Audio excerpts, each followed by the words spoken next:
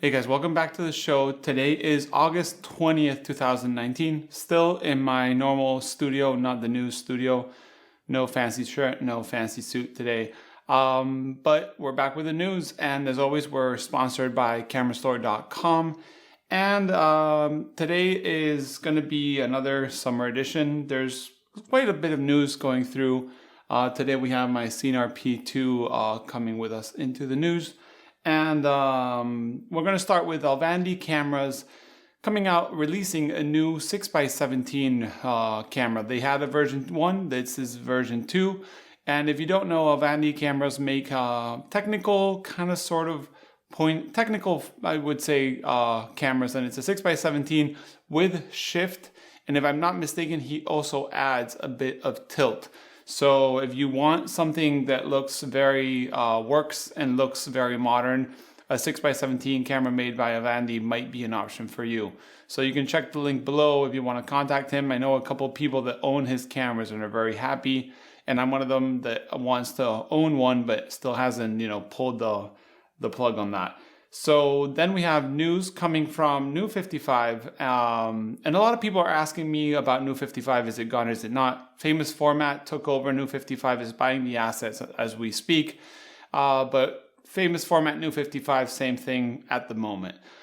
As I said, they released the 400 speed film, and they sent an email like a week ago giving a big update about their production, that they're going to be running faster and better coming the next weeks. And I just want to refresh people because it's still an option as a peel apart film in 4x5, in real 4x5 size, because we all know the last pack film was Fp4, and that was 3x4, 325 by 425 inches.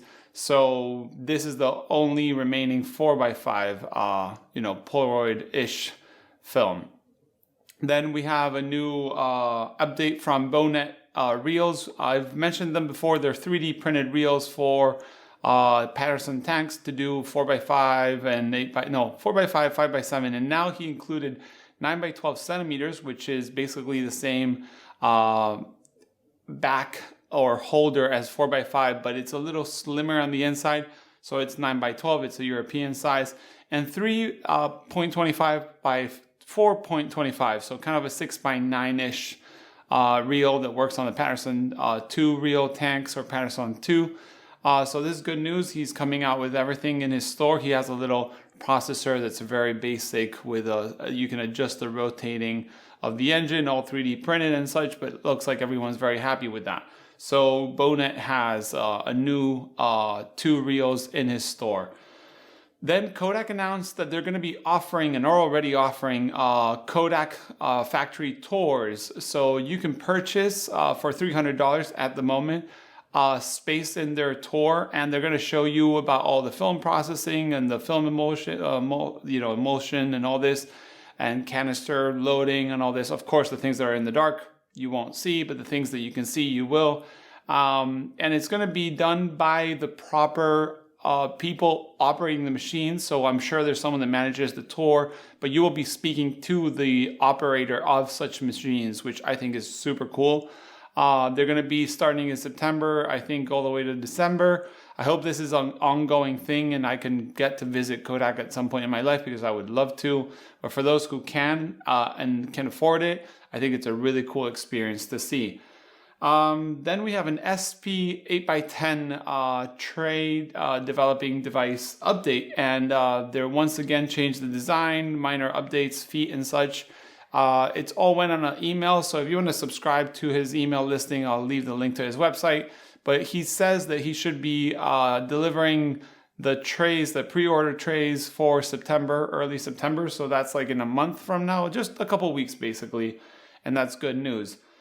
Then we have an email I got from a subscriber and a supporter of the show that said there was something newsworthy, and actually it's a video where you can see someone using Instax 4x5, Instax Wide film on 4x5 film holders without major, modding. And it's pretty cool because he uses a blank 4x5 sheet. We all have mistakes, or sometimes film that someone gives you that's just busted and light leaked and not usable. and he makes little cuts, and he puts his Polaroid Instax wide film on it, and then shoots with his Graflex at this in this video that we watched, and you can see how it works. It's fairly cool, and it's cool because you can load multiple film holders with, you know, if you have a lot of busted 4x5 film or bad shots that you don't mind cutting, you can load them all with Instax Wide and then shoot, and then you have to load it into an empty canister and process it through an Instax Wide camera.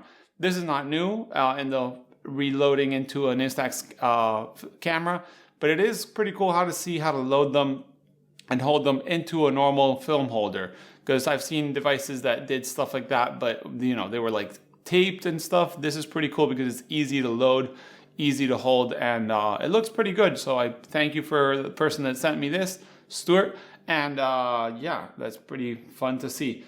Then we have another thing that I saw is Ramaworks, which I guess is a company that makes things that I can't really tell you what they do, but they make little gizmos, toys, techie stuff. And they also came out with a special edition 35mm film holders and 120 film holder.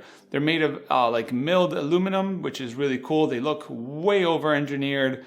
They're not cheap. They're like $90 and $110. $90 for the 35 version, $110 for the bigger version for 120. But they're really, really cool. It's kind of overkill, but if you're one of those people that like overkill and have some money to spend, they look super cool. The 35mm hold 2 rolls. The 120 film holds 4 rolls. So if you're looking for a film holder and you don't like the plastic stuff that people like Japan Camera Hunter makes and some other 3D printed versions, you can get hold of this. And yeah, that is the news for this week. As always, if you have any information, you can send an email to the email below. Thanks for watching, guys, and see you in the next show.